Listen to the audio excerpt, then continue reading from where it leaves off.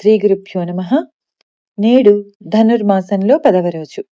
గోదాదేవి ధనుర్మాసంలో రంగనాథుణ్ణి భర్తగా పొందడానికి వ్రతమాచరిస్తూ పాడిన పాసురాలలో ఈరోజు 10వ పాసురం. తిరుప్పావైలోని ఈ 10వ పాసురం వరకు గోదాదేవి చెల్లులతో కలిసి పూలను సేకరిస్తూ పల్లె వాతావరణాన్ని వర్ణించే అంశాలు ఉంటాయి. ఒక్కొక్క రోజు ఒక్కొక్క వర్ణనతో గోపికలను నిద్రలేపుతూ ఉంటాయి. ఉదయాన్నే గోదాదేవి ఒక్కొక్కరి ఇంటికి వెళ్లి తన చెలులను తట్టి లేపుతూ వారిని నదిలో స్నానానికి సిద్ధం చేస్తుంది. విష్ణువు యొక్క అవతారాలను పొగుడుతుంది. ఈరోజు మరో గోపికను నిద్రలేపుతూ, నీవు మంచి నోము నోచి స్వర్గఫలాన్ని అందుకున్నావు. గొల్లభామలందు గొప్పదానివి. నువ్వు త్వరగా లే, మాతో వచ్చి ఆ చిన్ని కన్నయ్యను కూడా లేపాలి అంటూ గోదాదేవి మిగిలిన గోపికలతో కలిసి నిద్రలేపుతుంది.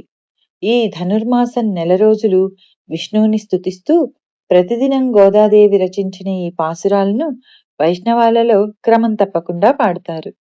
తిరుప్పావైలోని ఈ 10వ రోజు పాడిన 10వ పాసురం, దాని అర్థం తెలుసుకుందాం.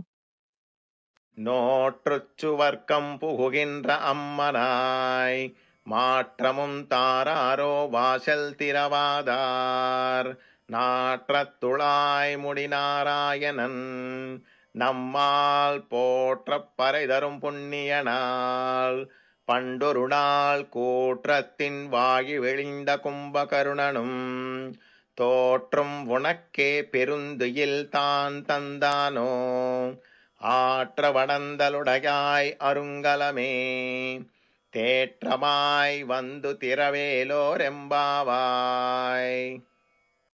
ఈ పాసురానికి అర్థం ఇలా ఉంది.